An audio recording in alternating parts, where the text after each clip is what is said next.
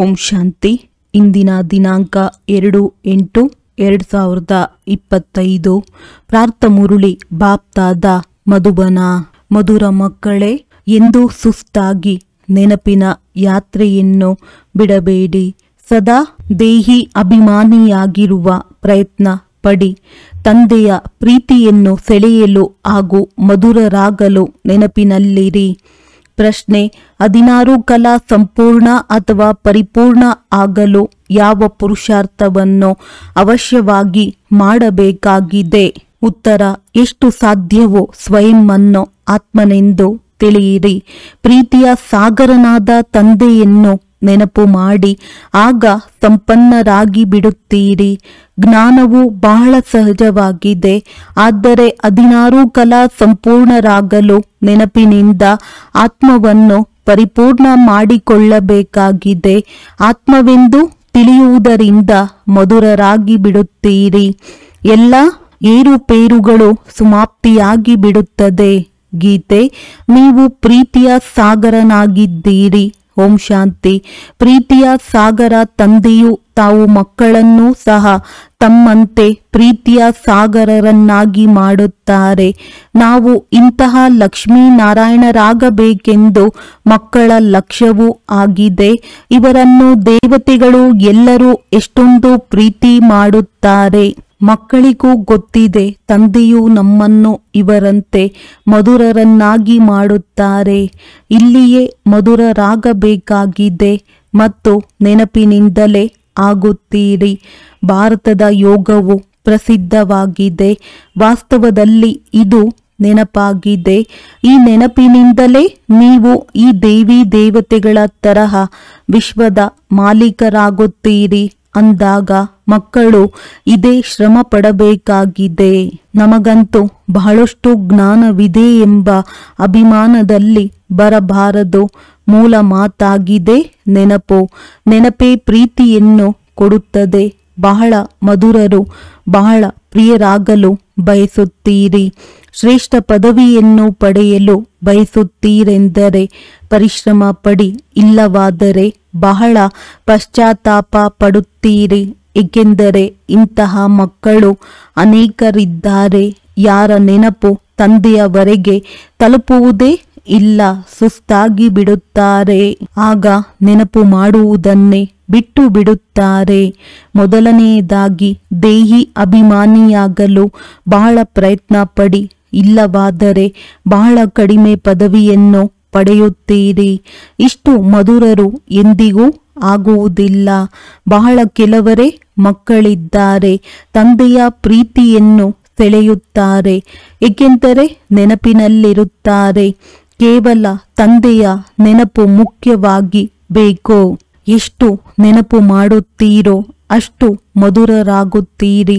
ಈ ಲಕ್ಷ್ಮೀ ನಾರಾಯಣರೂ ಸಹ ಇಂದಿನ ಜನ್ಮದಲ್ಲಿ ಬಹಳ ನೆನಪು ಮಾಡಿದ್ದಾರೆ. ನೆನಪಿನಿಂದಲೇ ಇಷ್ಟು ಮಧುರರಾಗಿದ್ದಾರೆ. ಸತ್ಯಯುಗದ ಸೂರ್ಯ ವಂಶೀಯರೇ ಮೊದಲ ನಂಬರಿನಲ್ಲಿದ್ದಾರೆ. ನಂತರ ಚಂದ್ರ ವಂಶೀಯರು 2ನೇ ನಂಬರಿನವರಾದರು. ಈ ಲಕ್ಷ್ಮೀನಾರಾಯಣರು ಬಹಳ ಪ್ರಿಯರೆನಿಸುತ್ತಾರೆ. ಈ ಲಕ್ಷ್ಮೀನಾರಾಯಣರ ಮುಖ ಲಕ್ಷಣಗಳು ಹಾಗೂ ರಾಮ ಸೀತೆಯರ ಮುಖ ಲಕ್ಷಣಗಳಲ್ಲಿ ಬಹಳ ಅಂತರವಿದೆ. ಈ ಲಕ್ಷ್ಮೀನಾರಾಯಣರಿಗಂತೂ ಯಾರೂ ಕಳಂಕವನ್ನು ಹೊರಿಸಿಲ್ಲ. ಕೃಷ್ಣನ ಮೇಲೆ ತಪ್ಪಾಗಿ ಕಳಂಕ ಹೊರಿಸಿದ್ದಾರೆ. ರಾಮ ಸೀತೆಯರ ಮೇಲೂ ಸಹ ಕಳಂಕವನ್ನು ಹಾಕಿದ್ದಾರೆ. ತಂದೆಯು ತಿಳಿಸುತ್ತಾರೆ, ಯಾವಾಗ ನಾವು ಆತ್ಮಗಳೆಂದು ತಿಳಿಯುತ್ತೀರೋ ಆಗಲೇ ಬಹಳ ಮಧುರರಾಗುತ್ತೀರಿ. ಆತ್ಮನೆಂದು ತಿಳಿದು ತಂದೆಯನ್ನು ನೆನಪು ಮಾಡುವುದರಲ್ಲಿ ಬಹಳ ಆನಂದವಿದೆ. ಎಷ್ಟು ನೆನಪು ಮಾಡುವಿರೋ ಅಷ್ಟು ಸತೋಪ್ರಧಾನರು. 16 ಕಲಾ ಸಂಪೂರ್ಣರಾಗುತ್ತೀರಿ. 14 ಕಲೆಗಳಂತೂ ಸಂಪೂರ್ಣತೆಯಾಗಲಿಲ್ಲ. ಇದರಿಂದ ಇನ್ನೂ ಕಲೆಗಳು ಕಡಿಮೆಯಾಗುತ್ತಾ ಹೋಗುತ್ತವೆ. 16 ಕಲಾ ಸಂಪೂರ್ಣರಾಗಬೇಕಾಗಿದೆ. ಜ್ಞಾನವು ಬಹಳ ಸಹಜವಾಗಿದೆ. ಇದನ್ನು ಯಾರು ಬೇಕಾದರೂ ಕಲಿತು ಬಿಡುತ್ತಾರೆ. 84 ಜನ್ಮಗಳನ್ನು ಕಲ್ಪ ಕಲ್ಪವು ತೆಗೆದುಕೊಳ್ಳುತ್ತಾ ಬಂದಿದ್ದೀರಿ. ಈಗ ಸಂಪೂರ್ಣ ಪವಿತ್ರರಾಗುವವರೆಗೆ ಯಾರೂ ಹಿಂತಿರುಗಿ ಹೋಗಲು ಸಾಧ್ಯವಿಲ್ಲ. ಪವಿತ್ರವಾಗದಿದ್ದರೆ ಶಿಕ್ಷೆಗಳನ್ನು ಅನುಭವಿಸಬೇಕಾಗುವುದು. ತಂದೆಯು ಪುನಃ ಪುನಃ ತಿಳಿಸುತ್ತಾರೆ, ಮಕ್ಕಳೇ, ಎಷ್ಟು ಸಾಧ್ಯವೋ ಅಷ್ಟು ಮೊಟ್ಟ ಮೊದಲು ಇದೊಂದೇ ಮಾತನ್ನು ಪರಿಪಕ್ವ ಮಾಡಿಕೊಳ್ಳಿ. ನಾನು ಆತ್ಮನಾಗಿದ್ದೇನೆ. ನಾನಾತ್ಮನು ಮನೆಯಲ್ಲಿದ್ದಾಗ ಸತೋಪ್ರಧಾನನಾಗಿದ್ದೆನು. ನಂತರ ಇಲ್ಲಿ ಜನ್ಮಗಳನ್ನು ತೆಗೆದುಕೊಳ್ಳುತ್ತೇನೆ. ಕೆಲವರು ಕೆಲವಷ್ಟು ಜನ್ಮಗಳನ್ನು ಪಡೆಯುತ್ತಾರೆ, ಕೊನೆಯಲ್ಲಿ ತಮೋಪ್ರಧಾನರಾಗುತ್ತಾರೆ. ಆಗ ಪ್ರಪಂಚದ ಮರ್ಯಾದೆ ಕಡಿಮೆಯಾಗುತ್ತಾ ಹೋಗುತ್ತದೆ. ಹೊಸ ಮನೆಯು ತಯಾರಾದಾಗ ಅದರಲ್ಲಿ ಎಷ್ಟೊಂದು ಸುಖದ ಅನುಭವವಾಗುತ್ತದೆ. ನಂತರ ಹಳೆಯದಾಗುತ್ತಾ ಹೋಗುತ್ತದೆ, ಕಲೆಗಳು ಕಡಿಮೆಯಾಗುತ್ತಾ ಹೋಗುತ್ತದೆ. ಒಂದು ವೇಳೆ ನೀವು ಪರಿಪೂರ್ಣ ಪ್ರಪಂಚದಲ್ಲಿ ಹೋಗ ಬಯಸುತ್ತೀರೆಂದರೆ ನೀವು ಪರಿಪೂರ್ಣ ಆಗಬೇಕಾಗಿದೆ. ಕೇವಲ ಜ್ಞಾನಕ್ಕೆ ಪರಿಪೂರ್ಣ ಎಂದು ಹೇಳಲಾಗುವುದಿಲ್ಲ. ಆತ್ಮವೇ ಪರಿಪೂರ್ಣ ಆಗಬೇಕಾಗಿದೆ. ಎಷ್ಟು ಸಾಧ್ಯವೋ ಅಷ್ಟು ಪ್ರಯತ್ನ ಪಡಿ. ನಾನಾತ್ಮನಾಗಿದ್ದೇನೆ, ತಂದೆಯ ಮಗುವಾಗಿದ್ದೇನೆ. ಆಂತರಿಕವಾಗಿ ಬಹಳ ಖುಷಿ ಇರಲಿ. ಮನುಷ್ಯರು ನಾನು ಇಂಥವರ ಮಗನಾಗಿದ್ದೇನೆ ಎಂದು ತಮ್ಮನ್ನು ದೇಹಧಾರಿ ಎಂದು ತಿಳಿದು ಖುಷಿ ಪಡುತ್ತಾರೆ. ಅದು ಅಲ್ಪಕಾಲದ ನಶೆಯಾಗಿದೆ. ಈಗ ನೀವು ಮಕ್ಕಳಿಗೆ ತಂದೆಯ ಜೊತೆ ಸಂಪೂರ್ಣ ಬುದ್ಧಿಯೋಗವನ್ನಿಡಬೇಕಾಗಿದೆ. ಇದರಲ್ಲಿ ತಬ್ಬಿಬ್ಬಾಗಬಾರದು. ಬಲೆ ವಿದೇಶದಲ್ಲಿ ಅಥವಾ ಎಲ್ಲಿಯಾದರೂ ಹೋಗಿ ಕೇವಲ ಒಂದು ಮಾತನ್ನು ಪಕ್ಕ ಇಟ್ಟುಕೊಳ್ಳಿ, ತಂದೆಯನ್ನು ನೆನಪು ಮಾಡಬೇಕಾಗಿದೆ. ತಂದೆಯು ಪ್ರೀತಿಯ ಸಾಗರನಾಗಿದ್ದಾರೆ. ಈ ಮಹಿಮೆಯು ಯಾವುದೇ ಮನುಷ್ಯರದ್ದಲ್ಲ. ಆತ್ಮವು ತನ್ನ ತಂದೆಯ ಮಹಿಮೆಯನ್ನು ಮಾಡುತ್ತದೆ. ಆತ್ಮಗಳೆಲ್ಲರೂ ಪರಸ್ಪರ ಸಹೋದರರಾಗಿದ್ದೀರಿ. ಎಲ್ಲರ ತಂದೆಯು ಒಬ್ಬರೇ ಆಗಿದ್ದಾರೆ. ತಂದೆಯು ಎಲ್ಲರಿಗೆ ತಿಳಿಸುತ್ತಾರೆ, ಮಕ್ಕಳೇ, ನೀವು ಸತೋಪ್ರಧಾನರಾಗಿದ್ದೀರಿ. ನೀವೇ ಈಗ ತಮೋಪ್ರಧಾನರಾಗಿದ್ದೀರಿ. ತಮೋಪ್ರಧಾನರಾಗಿರುವುದರಿಂದಲೇ ನೀವು ದುಃಖಿಯಾಗುತ್ತೀರಿ. ನಾನಾತ್ಮನಿಗೆ ಪರಮಾತ್ಮ ತಂದೆಯು ತಿಳಿಸುತ್ತಾರೆ, ಮಕ್ಕಳೇ, ನೀವು ಮೊದಲು ಸತೋಪ್ರಧಾನರಾಗಿದ್ದೀರಿ. ಅಲ್ಲಿ ಎಲ್ಲ ಆತ್ಮಗಳು ಸತೋಪ್ರಧಾನರೇ ಆಗಿರುತ್ತಾರೆ. ಬಲೆ ಪಾತ್ರವು ಬೇರೆ ಬೇರೆಯಾಗಿದೆ, ಆದರೆ ಸತೋಪ್ರಧಾನರೇ ಅಲ್ಲವೇ? ಪವಿತ್ರತೆ ಇಲ್ಲದೆ ಯಾರೂ ಅಲ್ಲಿಗೆ ಹೋಗಲು ಸಾಧ್ಯವಿಲ್ಲ. ಸುಖಧಾಮದಲ್ಲಿ ನಿಮಗೆ ಸುಖವೂ ಇರುತ್ತದೆ, ಶಾಂತಿಯೂ ಇರುತ್ತದೆ. ಆದ್ದರಿಂದ ನಿಮ್ಮದ್ದು ಸರ್ವಶ್ರೇಷ್ಠ ಧರ್ಮವಾಗಿದೆ. ಅಪಾರ ಸುಖವಿರುತ್ತದೆ. ವಿಚಾರ ಮಾಡಿ, ನೀವು ಏನಾಗಲಿದ್ದೀರಿ? ಸ್ವರ್ಗದ ಮಾಲೀಕರಾಗುತ್ತೀರಿ. ಅದು ವಜ್ರ ಸಮಾನ ಜನ್ಮವಾಗಿದೆ. ಈಗಂತೂ ಕವಡೆಯ ಸಮಾನ ಜನ್ಮವಾಗಿದೆ.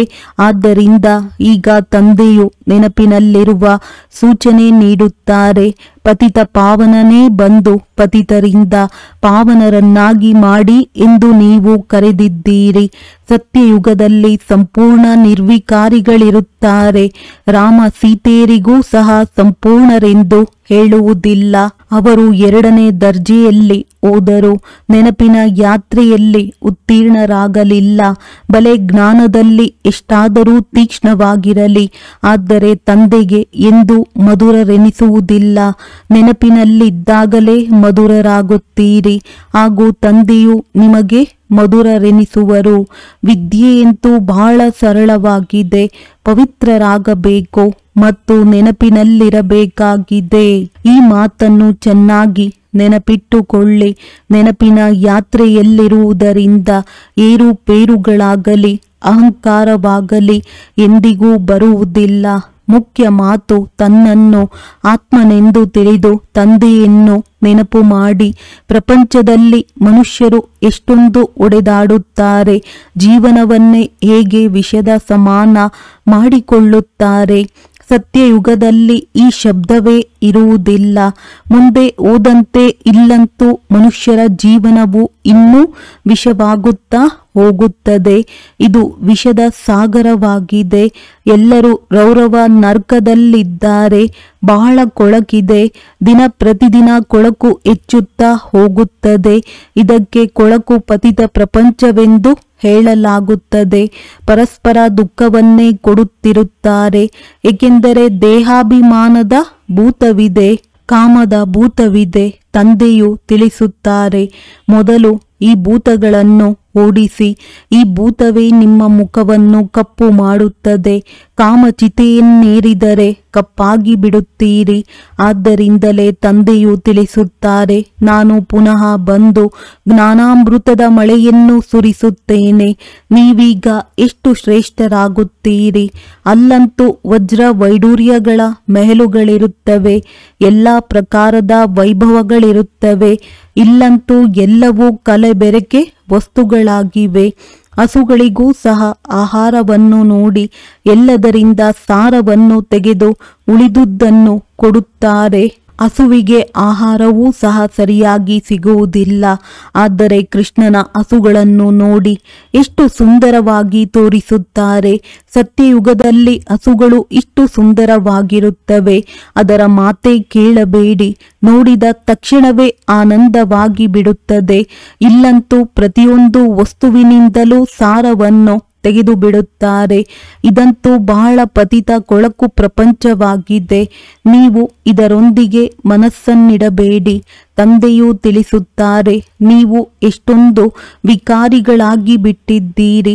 ಯುದ್ಧದಲ್ಲಿ ನೋಡಿ ಹೇಗೆ ಒಬ್ಬರು ಇನ್ನೊಬ್ಬರನ್ನು ಸಾಯಿಸುತ್ತಿರುತ್ತಾರೆ. ಅಣುಬಾಂಬುಗಳನ್ನು ತಯಾರಿಸುವವರಿಗೂ ಸಹ ಎಷ್ಟೊಂದು ಗೌರವವಿದೆ.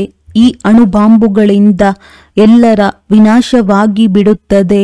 ತಂದೆಯು ತಿಳಿಸುತ್ತಾರೆ, ಇಂದಿನ ಮನುಷ್ಯರು ಹೇಗಿದ್ದಾರೆ, ನಾಳೆಯ ಮನುಷ್ಯರು ಹೇಗಿರುತ್ತಾರೆ. ಈಗ ನೀವು ಮಧ್ಯದಲ್ಲಿದ್ದೀರಿ. ಸತ್ಸಂಗವು ಉನ್ನತಿ ಮಾಡುವುದು, ಕೆಟ್ಟ ಸಂಘವು ಕೆಳಗೆ ಬೀಳಿಸುವುದು. ನೀವು ಪುರುಷೋತ್ತಮರಾಗಲು ತಂದೆಯ ಕೈಯನ್ನು ಹಿಡಿಯುತ್ತೀರಿ. ಯಾರಾದರೂ ಈಜುವುದನ್ನು ಕಲಿಯುತ್ತಾರೆಂದರೆ ಕಲಿಸುವವರ ಕೈಯನ್ನು ಹಿಡಿದುಕೊಳ್ಳುತ್ತಾರೆ. ಇಲ್ಲವೆಂದರೆ ಹೆದರಿಕೆಯುಂಟಾಗಿ ಬಿಡುತ್ತದೆ. ಹಾಗೆಯೇ ಇಲ್ಲಿಯೂ ಕೈಯನ್ನು ಹಿಡಿಯಬೇಕಾಗಿದೆ. ಇಲ್ಲದಿದ್ದರೆ ಮಾಯೆಯು ಸೆಳೆದು ಬಿಡುತ್ತದೆ. ನೀವು ಇಡೀ ವಿಶ್ವವನ್ನೇ ಸ್ವರ್ಗವನ್ನಾಗಿ ಮಾಡುತ್ತೀರಿ. ಅಂದಾಗ ತಮ್ಮನ್ನು ನಶೆಯಲ್ಲಿ ತಂದುಕೊಳ್ಳಬೇಕು. ನಾವು ಶ್ರೀಮತದಿಂದ ನಮ್ಮ ರಾಜಧಾನಿಯನ್ನು ಸ್ಥಾಪನೆ ಮಾಡುತ್ತಿದ್ದೇವೆ. ಎಲ್ಲ ಮನುಷ್ಯ ಮಾತ್ರರೂ ದಾನವನ್ನಂತೂ ಮಾಡಿಯೇ ಮಾಡುತ್ತಾರೆ. ಭಿಕ್ಷುಕರಿಗೆ ನೀಡುತ್ತಾರೆ. ತೀರ್ಥಯಾತ್ರೆಗಳಲ್ಲಿಯೂ ಮಾರ್ಗದರ್ಶಕರಿಗೆ ದಾನ ಮಾಡುತ್ತಾರೆ. ಇಡೀ ಅವಲಕ್ಕಿಯನ್ನಾದರೂ ಅವಶ್ಯವಾಗಿ ದಾನ ಮಾಡುತ್ತಾರೆ. ಅದೆಲ್ಲವೂ ಭಕ್ತಿ ಮಾರ್ಗದಲ್ಲಿ ನಡೆದು ಬರುತ್ತದೆ. ಈಗ ನಮ್ಮನ್ನು ತಂದೆಯು ಡಬಲ್ ದಾನಿಗಳನ್ನಾಗಿ ಮಾಡುತ್ತಾರೆ. ತಂದೆಯೂ ತಿಳಿಸುತ್ತಾರೆ, 3 ಹೆಜ್ಜೆಗಳಷ್ಟು ಭೂಮಿಯಲ್ಲಿ ನೀವು ಈ ಈಶ್ವರೀಯ ವಿಶ್ವವಿದ್ಯಾಲಯ ಹಾಗೂ ಆಸ್ಪತ್ರೆಯನ್ನು ತೆರೆಯಿರಿ. ಇದರಲ್ಲಿ ಮನುಷ್ಯರು ಬಂದು 21 ಜನ್ಮಗಳಿಗಾಗಿ ಚಿಕಿತ್ಸೆಯನ್ನು ಪಡೆಯುತ್ತಾರೆ. ಇಲ್ಲಂತೂ ಎಂತೆಂತಹ ಕಾಯಿಲೆಗಳು ಇರುತ್ತವೆ. ರೋಗಿಗಳಲ್ಲಿ ಎಷ್ಟೊಂದು ದುರ್ನಾತವೂ ಬರುತ್ತದೆ. ಆಸ್ಪತ್ರೆಗಳಲ್ಲಿ ನೋಡಿದರೆ ತಿರಸ್ಕಾರವು ಬಂದು ಬಿಡುತ್ತದೆ. ಎಷ್ಟೊಂದು ಕರ್ಮ ಭೋಗವಿದೆ. ಇವೆಲ್ಲ ದುಃಖಗಳಿಂದ ಮುಕ್ತರಾಗಲು ತಂದೆಯು ತಿಳಿಸುತ್ತಾರೆ. ಕೇವಲ ನೆನಪು ಮಾಡಿ, ಮತ್ಯಾವುದೇ ಕಷ್ಟವನ್ನು ನಿಮಗೆ ಕೊಡುವುದಿಲ್ಲ. ತಂದೆಗೆ ಗೊತ್ತಿದೆ, ಮಕ್ಕಳು ಬಹಳಷ್ಟು ಕಷ್ಟವನ್ನು ಅನುಭವಿಸಿದ್ದಾರೆ. ವಿಕಾರಿ ಮನುಷ್ಯರ ಚೆಹರೆಯೇ ಬದಲಾಗಿ ಬಿಡುತ್ತದೆ. ಒಮ್ಮೆಲೆ ಶವದಂತಾಗಿ ಬಿಡುತ್ತಾರೆ. ಹೇಗೆ ಕುಡುಕರು ಮದ್ಯಪಾನ ಮಾಡದೆ ಇರಲು ಸಾಧ್ಯವಾಗುವುದಿಲ್ಲ. ಮದ್ಯಪಾನದಿಂದ ಬಹಳ ನಶೆ ಏರುತ್ತದೆ. ಆದರೆ ಅಲ್ಪ ಕಾಲಕ್ಕಾಗಿ ಇದರಿಂದ ವಿಕಾರಿ ಮನುಷ್ಯರ ಆಯಸ್ಸು ಸಹ ಕಡಿಮೆಯಾಗಿ ಬಿಡುತ್ತದೆ. ನಿರ್ವಿಕಾರಿ ದೇವತೆಗಳ ಆಯಸ್ಸು ಅಂದಾಜು 125-150 ವರ್ಷಗಳವರೆಗೆ ಇರುತ್ತದೆ. ಸದಾ ಆರೋಗ್ಯವಂತರಾಗುತ್ತಾರೆ. ಅಂದ ಮೇಲೆ ಆಯಸ್ಸು ಹೆಚ್ಚುತ್ತದೆ ಎಲ್ಲವೇ. ಕಾಯವು ನಿರೋಗಿಯಾಗುತ್ತದೆ. ತಂದೆಗೆ ಅವಿನಾಶಿ ತಜ್ಞರೆಂದು ಹೇಳಲಾಗುತ್ತದೆ. ಜ್ಞಾನದ ಇಂಜೆಕ್ಷನ್ ಅನ್ನು ಸದ್ಗುರು ಕೊಟ್ಟರು. ಅಜ್ಞಾನ ಅಂಧಕಾರವು ವಿನಾಶವಾಯಿತು. ತಂದೆಯನ್ನೇ ಅರಿತುಕೊಂಡಿಲ್ಲ. ಆದ್ದರಿಂದ ಅಜ್ಞಾನ ಅಂಧಕಾರವೆಂದು ಹೇಳಲಾಗುತ್ತದೆ. ಇದು ಭಾರತವಾಸಿಗಳದ್ದೇ ಮಾತಾಗಿದೆ. ಇಂತಹ ಸಂವತ್ಸರದಲ್ಲಿ ಬಂದರೆಂದು ಕ್ರೈಸ್ತನ್ನು ಅವರ ಧರ್ಮದವರು ಚೆನ್ನಾಗಿ ತಿಳಿದುಕೊಂಡಿದ್ದಾರೆ. ಅವರ ಚರಿತ್ರೆಯ ಪಟ್ಟಿ ಇದೆ. ಹೇಗೆ ನಂಬರ್ ವಾರ್ ಗದ್ದಿಯ ಮೇಲೆ ಕುಳಿತುಕೊಳ್ಳುತ್ತಾರೆಂದು. ಕೇವಲ ಭಾರತದವರು ಮಾತ್ರ ಯಾರ ಚರಿತ್ರೆಯನ್ನು ಅರಿತುಕೊಂಡಿಲ್ಲ. ಏ ದುಃಖಹರ್ತ, ಸುಖಕರ್ತ, ಪರಮಾತ್ಮ, ಏ ಮಾತಾಪಿತಾ ಎಂದು ಕರೆಯುತ್ತಾರೆ. ಅಂದ ಮೇಲೆ ಮಾತಾಪಿತರ ಚರಿತ್ರೆಯನ್ನು ತಿಳಿಸಿ ಎಂದರೆ ಯಾರಿಗೂ ಗೊತ್ತಿಲ್ಲ. ನಿಮಗೆ ತಿಳಿದಿದೆ, ಇದು ಪುರುಷೋತ್ತಮ ಸಂಗಮ ಯುಗವಾಗಿದೆ. ನಾವೀಗ ಪುರುಷೋತ್ತಮರಾಗುತ್ತಿದ್ದೇವೆ. ಅಂದ ಮೇಲೆ ಸಂಪೂರ್ಣವಾಗಿ ಓದಬೇಕಾಗಿದೆ. ಲೋಕ ಮರ್ಯಾದೆ, ಕುಲ ಮರ್ಯಾದೆಗಳಲ್ಲಿ ಬಹಳಷ್ಟು ಮಂದಿ ಸಿಕ್ಕಿ ಹಾಕಿಕೊಂಡಿರುತ್ತಾರೆ. ಈ ಬ್ರಹ್ಮ ತಂದೆಯಂತೂ ಏನನ್ನೂ ನೋಡಲಿಲ್ಲ. ಎಷ್ಟೊಂದು ನಿಂದನೆಯನ್ನು ಸಹಿಸಿದರು. ಮಾರ್ಗದಲ್ಲಿ ನಡೆಯುತ್ತಾ ಈ ಬ್ರಾಹ್ಮಣನು ಸಿಕ್ಕಿ ಹಾಕಿಕೊಂಡರು. ಅರ್ಥಾತ್ ತಂದೆಯು ಬ್ರಾಹ್ಮಣನನ್ನಾಗಿ ಮಾಡಿದರು. ಆಗಿನಿಂದ ನಿಂದನೆಯನ್ನು ಸಹಿಸತೊಡಗಿದರು. ಇಡೀ ಪಂಚಾಯಿತಿಯೇ ಒಂದು ಕಡೆ, ದಾದಾರವರೇ ಇನ್ನೊಂದು ಕಡೆ ಇದ್ದರು. ಇದೇನು ಮಾಡುತ್ತಿದ್ದೀರೆಂದು ಸಿಂಧಿ ಪಂಚಾಯಿತಿಯವರೇ ಕೇಳಿದರು. ಅರೆ, ಗೀತೆಯಲ್ಲಿ ಭಗವಾನು ವಾಚ ಇದೆಯಲ್ಲವೇ, ಕಾಮ ಮಹಾಶತ್ರುವಾಗಿದೆ. ಇದರ ಮೇಲೆ ಜಯ ಗಳಿಸಿದರೆ ನೀವು ವಿಶ್ವದ ಮಾಲೀಕರಾಗುವಿರಿ ಎಂದು. ಇದಂತೂ ಗೀತೆಯ ಶಬ್ದವಾಗಿದೆ. ನನ್ನಿಂದಲೂ ಸಹ ಕೆಲವರು ಹೇಳಿಸುತ್ತಾರೆ, ಕಾಮ ವಿಕಾರವನ್ನು ಜಯಿಸಿದರೂ ನೀವು ಜಗಜ್ಜೀತರಾಗುತ್ತೀರಿ. ಈ ಲಕ್ಷ್ಮೀನಾರಾಯಣರೂ ಸಹ ಜಯ ಪಡೆದರಲ್ಲವೇ. ಇದರಲ್ಲಿ ಯುದ್ಧದ ಮಾತೇ ಇಲ್ಲ. ನಿಮಗೆ ಸ್ವರ್ಗದ ರಾಜ್ಯ ಭಾಗ್ಯವನ್ನು ಕೊಡಲು ಬಂದಿದ್ದೇನೆ. ಈಗ ಪವಿತ್ರರಾಗಿ ಮತ್ತು ತಂದೆಯನ್ನು ನೆನಪು ಮಾಡಿ.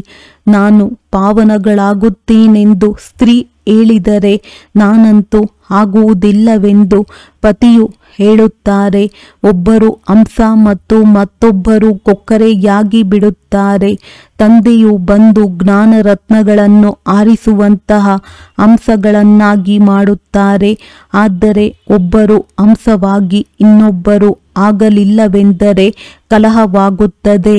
ಪ್ರಾರಂಭದಲ್ಲಂತೂ ಬಹಳ ಶಕ್ತಿ ಇತ್ತು. ಈಗ ಅಷ್ಟೊಂದು ಸಾಹಸವು ಯಾರಲ್ಲಿಯೂ ಇಲ್ಲ. ಬಲೆ ನಾವು ವಾರಸುದಾರರೆಂದು ಹೇಳುತ್ತೇವೆ, ಆದರೆ ವಾರಸುದಾರರಾಗುವ ಮಾತೇ ಬೇರೆಯಾಗಿದೆ. ಯಜ್ಞದ ಆರಂಭದಲ್ಲಂತೂ ಬಹಳ ಚಮತ್ಕಾರವಿತ್ತು. ಶ್ರೀಮಂತ ಮನೆತನದವರೇ ತಕ್ಷಣ ಆಸ್ತಿಯನ್ನು ಪಡೆಯಲು ಮನೆಯನ್ನೇ ಬಿಟ್ಟು ಬಂದರು. ಆದ್ದರಿಂದ ಅವರು ಯೋಗ್ಯರಾಗಿ ಬಿಟ್ಟರು. ಮೊಟ್ಟ ಮೊದಲಿಗೆ ಬಂದವರಂತೂ ಕಮಾಲ್ ಮಾಡಿದರು. ಈಗ ಅಂಥವರು ಕೆಲವರೇ ವಿರಳ ಬರುತ್ತಾರೆ. ಲೋಕ ಮರ್ಯಾದೆಯೂ ಬಹಳಷ್ಟಿದೆ. ಯಾರು ಆರಂಭದಲ್ಲಿ ಬಂದರೋ ಅವರು ಬಹಳ ಸಾಹಸವನ್ನು ತೋರಿಸಿದರು. ಈಗ ಯಾರು ಅಷ್ಟು ಸಾಹಸವನ್ನಿಡುವುದು ಕಷ್ಟದ ಕೆಲಸವಾಗಿದೆ. ಬಡವರು ಅಷ್ಟು ಸಾಹಸವನ್ನಿಡುತ್ತಾರೆ. ಮಾಲೆಯ ಮಣಿಯಾಗಬೇಕೆಂದರೆ ಪುರುಷಾರ್ಥ ಮಾಡಬೇಕಾಗಿದೆ. ಮಾಲೆಯಂತೂ ಬಹಳ ದೊಡ್ಡದಾಗಿದೆ. 8ರ ಮಾಲೆಯೂ ಇದೆ, 108ರ ಮಾಲೆಯೂ ಇದೆ ಮತ್ತು 16,108ರ ಮಾಲೆಯೂ ಇದೆ. ಸ್ವಯಂ ತಂದೆಯೇ ತಿಳಿಸುತ್ತಾರೆ, ಮಕ್ಕಳೇ, ಬಹಳ ಶ್ರಮಪಡಿ ತಮ್ಮನ್ನು ಆತ್ಮನೆಂದು ತಿಳಿಯಿರಿ.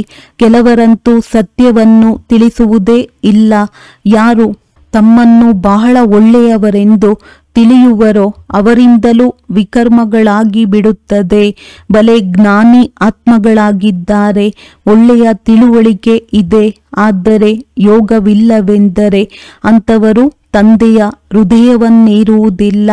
ತಂದೆಯ ನೆನಪಿನಲ್ಲೇ ಇರುವುದಿಲ್ಲವೆಂದರೆ ಹೃದಯವನ್ನು ಏರಲು ಸಾಧ್ಯವಿಲ್ಲ. ನೆನಪಿನಿಂದಲೇ ನೆನಪು ಸಿಗುತ್ತದೆ ಎಲ್ಲವೇ. ಆರಂಭದಲ್ಲಂತೂ ಬಹಳ ಬೇಗನೆ ಬಲಿಹಾರಿಯಾಗಿ ಬಿಟ್ಟರು. ಈಗ ಬಲಿಯಾರಿಯಾಗುವುದು ಚಿಕ್ಕಮ್ಮನ ಮನೆಯಂತಲ್ಲ.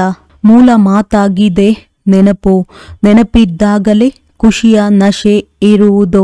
ಕಲೆಗಳು ಎಷ್ಟು ಕಡಿಮೆಯಾಗುತ್ತಾ ಹೋಯಿತೋ ಅಷ್ಟು ದುಃಖವು ಹೆಚ್ಚಾಗುತ್ತಾ ಹೋಗಿದೆ. ಈಗ ಪುನಃ ಕಲೆಗಳು ಎಷ್ಟು ಹೆಚ್ಚುವವೋ ಅಷ್ಟು ಖುಷಿಯ ನಶೆ ಏರುವುದು. ಕೊನೆಯಲ್ಲಿ ನಿಮಗೆ ಎಲ್ಲವೂ ಸಾಕ್ಷಾತ್ಕಾರವಾಗುತ್ತದೆ. ಹೆಚ್ಚು ನೆನಪು ಮಾಡುವವರಿಗೆ ಏನು ಪದವಿ ಸಿಗುತ್ತದೆ? ಅಂತಿಮದಲ್ಲಿ ಬಹಳ ಸಾಕ್ಷಾತ್ಕಾರಗಳಾಗುವುದು. ವಿನಾಶವಾಗುವ ಸಮಯದಲ್ಲಿ ನೀವು ಸ್ವರ್ಗದ ಸಾಕ್ಷಾತ್ಕಾರದ ಹಲ್ವಾ ತಿನ್ನುತ್ತೀರಿ. ತಂದೆಯು ಮತ್ತೆ ಮತ್ತೆ ತಿಳಿಸುತ್ತಾರೆ, ಮಕ್ಕಳೇ, ನೆನಪನ್ನು ಹೆಚ್ಚಿಸಿಕೊಳ್ಳಿರಿ. ಯಾರಿಗಾದರೂ ಸ್ವಲ್ಪ ತಿಳಿಸಿದ ಕೂಡಲೇ ತಂದೆಯು ಖುಷಿ ಪಡುವುದಿಲ್ಲ. ಒಬ್ಬ ಪಂಡಿತನ ಕಥೆಯೂ ಇದೆಯಲ್ಲವೇ? ರಾಮನಾಮ ಜಪ ಮಾಡಿದರೆ ಸಾಗರವನ್ನು ಪಾರು ಮಾಡುವಿರಿ ಎಂದು ಪಂಡಿತನು ಹೇಳಿದನು. ಅಂದರೆ ನಿಶ್ಚಯದಲ್ಲಿಯೇ ವಿಜಯವಿದೆ. ತಂದೆಯಲ್ಲಿ ಸಂಶಯ ಉಂಟಾದರೆ ವಿನಾಶವಾಗಿ ಬಿಡುತ್ತೀರಿ. ತಂದೆಯ ನೆನಪಿನಿಂದಲೇ ಪಾಪಗಳು ಕಳೆಯುತ್ತವೆ. ದಿನರಾತ್ರಿ ಇದೇ ಪ್ರಯತ್ನ ಪಡಬೇಕು. ಇದರಿಂದ ಕರ್ಮೇಂದ್ರಿಯಗಳ ಚಂಚಲತೆಯು ಸಮಾಪ್ತಿಯಾಗುವುದು. ಇದರಲ್ಲಿ ಬಹಳ ಪರಿಶ್ರಮವಿದೆ. ಅನೇಕ ಮಕ್ಕಳಿದ್ದಾರೆ, ನೆನಪಿನ ಚಾರ್ಟ್ ಇರುವುದಿಲ್ಲ. ಅಂದರೆ ತಳಹದಿಯೇ ಇಲ್ಲವೆಂದರ್ಥ. ಎಷ್ಟು ಸಾಧ್ಯವೋ ಅಷ್ಟು ಹೇಗಾದರೂ ಮಾಡಿ ನೆನಪು ಮಾಡಬೇಕಾಗಿದೆ. ಆಗಲೇ ಸತೋಪ್ರಧಾನರು. 16 ಕಲಾ ಸಂಪೂರ್ಣರಾಗುತ್ತೀರಿ. ಪವಿತ್ರತೆಯ ಜೊತೆಗೆ ನೆನಪಿನ ಯಾತ್ರೆಯೂ ಬೇಕು. ಪವಿತ್ರವಾಗಿದ್ದಾಗಲೇ ನೆನಪಿನಲ್ಲಿರಲು ಸಾಧ್ಯ. ಈ ಮಾತನ್ನು ಚೆನ್ನಾಗಿ ಧಾರಣೆ ಮಾಡಿಕೊಳ್ಳಿ. ತಂದೆಯು ಎಷ್ಟು ನಿರಹಂಕಾರಿಯಾಗಿದ್ದಾರೆ.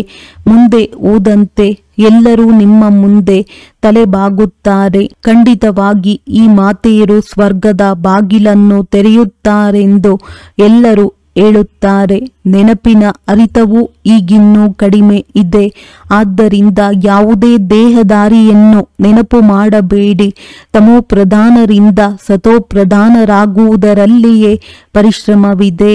ಒಳ್ಳೆಯದು. ಮಧುರಾತಿ ಮಧುರ ಅಗಲಿ ಹೋಗಿ ಮರಳಿ ಸಿಕ್ಕಿರುವ ಮಕ್ಕಳ ಪ್ರತಿ ಮಾತ್ಪಿತಾ ಬಾಪ್ ದಾದಾರವರ ನೆನಪು, ಪ್ರೀತಿ ಹಾಗೂ ಸುಪ್ರಭಾತ. ಆತ್ಮಿಕ ಮಕ್ಕಳಿಗೆ ಆತ್ಮಿಕ ತಂದೆಯ ನಮಸ್ತೆ. ಧಾರಣೆಗಾಗಿ ಮುಖ್ಯ ಸಾರ. ಈ ಪತಿತ ಚೀಚಿ ದುಃಖದ ಪ್ರಪಂಚದೊಂದಿಗೆ ಮನಸ್ಸನ್ನಿಡಬಾರದು. ಒಬ್ಬ ತಂದೆಯ ಕೈಯನ್ನು ಹಿಡಿದು ಎಲ್ಲದರಿಂದ ಪಾರಾಗಿಕ್ಕಬೇಕಾಗಿದೆ. ಮಾಲೆಯ ಮಣಿಯಾಗಲು ಬಹಳ ಸಾಹಸವನ್ನಿಟ್ಟು ಪುರುಷಾರ್ಥ ಮಾಡಬೇಕಾಗಿದೆ. ಜ್ಞಾನ ರತ್ನಗಳನ್ನು ಆರಿಸುವಂತಹ ಅಂಶವಾಗಬೇಕಾಗಿದೆ. ಯಾವುದೇ ವಿಕರ್ಮ ಮಾಡಬಾರದು. ವರದಾನ: ನಿಮಿತ್ತ ಭಾವದ ಮೂಲಕ ಸೇವೆಯಲ್ಲಿ ಸಫಲತೆಯನ್ನು ಪ್ರಾಪ್ತಿ ಮಾಡಿಕೊಳ್ಳುವಂತಹ ಶ್ರೇಷ್ಠ ಸೇವಾಧಾರಿ ಭವ. ನಿಮಿತ್ತ ಭಾವ ಸೇವೆಯಲ್ಲಿ ಸ್ವತಃ ಸಫಲತೆಯನ್ನು ಕೊಡುತ್ತದೆ. ನಿಮಿತ್ತ ಭಾವ ಇಲ್ಲದೆ ಹೋದರೆ ಸಫಲತೆ ಇಲ್ಲ. ಶ್ರೇಷ್ಠ ಸೇವಾದಾರಿ ಅರ್ಥಾತ್ ಪ್ರತಿ ಹೆಜ್ಜೆ ತಂದೆಯ ಹೆಜ್ಜೆಯ ಮೇಲೆ ಇಡುವಂಥವರು. ಪ್ರತಿ ಹೆಜ್ಜೆ ಶ್ರೇಷ್ಠ ಮತದ ಮೇಲೆ ಶ್ರೇಷ್ಠ ಮಾಡುವಂಥವರು. ಎಷ್ಟೆಷ್ಟು ಸೇವೆಯಲ್ಲಿ ಸ್ವಯಂನಲ್ಲಿ ವ್ಯರ್ಥ ಸಮಾಪ್ತಿಯಾಗುತ್ತದೆ ಅಷ್ಟೇ ಸಮರ್ಥರಾಗುತ್ತಾರೆ. ಮತ್ತು ಸಮರ್ಥ ಆತ್ಮ ಪ್ರತಿ ಹೆಜ್ಜೆಯಲ್ಲಿ ಸಫಲತೆಯನ್ನು ಹೊಂದುತ್ತಾರೆ. ಶ್ರೇಷ್ಠ ಸೇವಾದಾರಿ ಅವರೇ ಆಗಿದ್ದಾರೆ. ಯಾರು ಸ್ವಯಂ ಸಹ ಸದಾ ಉಮಂಗ ಉತ್ಸಾಹದಲ್ಲಿರುತ್ತಾ ಮತ್ತು ಬೇರೆಯವರಲ್ಲೂ ಸಹ ಉಮಂಗ ಉತ್ಸಾಹವನ್ನು ತರಿಸುತ್ತಾರೆ. ಸ್ಲೋಗನ್: ಈಶ್ವರಿಯ ಸೇವೆಯಲ್ಲಿ ಸ್ವಯಂ ಅನ್ನು ಅರ್ಪಿಸಿಕೊಂಡಾಗ ಕೊಡುಗೆ ಸಿಗುತ್ತಿರುವುದು. ಅವ್ಯಕ್ತ ಸೂಚನೆ: ಸಹಜ ಯೋಗಿ ಆಗಬೇಕೆಂದರೆ ಪರಮಾತ್ಮನ ಪ್ರೀತಿಯ ಅನುಭವಿಯಾಗಿರಿ. ಈ ಪರಮಾತ್ಮನ ಪ್ರೀತಿಯ ಹಗ್ಗ ದೂರ ದೂರದಿಂದ ಎಳೆದುಕೊಂಡು ಬರುತ್ತದೆ. ಇದು ಇಂತಹ ಸುಖದಾಯಿ ಪ್ರೀತಿಯಾಗಿದೆ. ಯಾರು ಈ ಪ್ರೀತಿಯಲ್ಲಿ 1 ಸೆಕೆಂಡ್ ಸಹ ಮುಳುಗಿ ಹೋದರೆ ಅನೇಕ ದುಃಖ ಮರೆತು ಬಿಡುವರು ಮತ್ತು ಸದಾಕಾಲಕ್ಕಾಗಿ ಸುಖದ ಉಯ್ಯಾಲೆಯಲ್ಲಿ ತೂಗುವರು. ತಂದೆಗೆ ಮಕ್ಕಳ ಇಷ್ಟು ಪ್ರೀತಿ ಇದೆ. ಜೀವನದ ಸುಖ ಶಾಂತಿ ಎಲ್ಲ ಮನೋಕಾಮನೆಗಳನ್ನು ಪೂರ್ಣ ಮಾಡಿಬಿಡುತ್ತಾರೆ. ತಂದೆಯು ಕೇವಲ ಸುಖವನ್ನು ಕೊಡುವುದಿಲ್ಲ, ಆದರೆ ಸುಖದ ಭಂಡಾರದ ಮಾಲೀಕರನ್ನಾಗಿ ಮಾಡಿಬಿಡುತ್ತಾರೆ. ಒಳ್ಳೆಯದು. ಓಂ ಶಾಂತಿ.